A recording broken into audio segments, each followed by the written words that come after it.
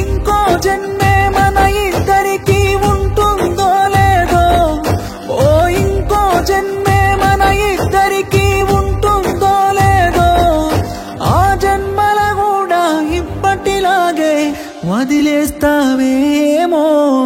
కలిసుంటే బాగుండేదమ్మా, నువ్వు నేను విడిపోతామనుకోలేదమ్మా.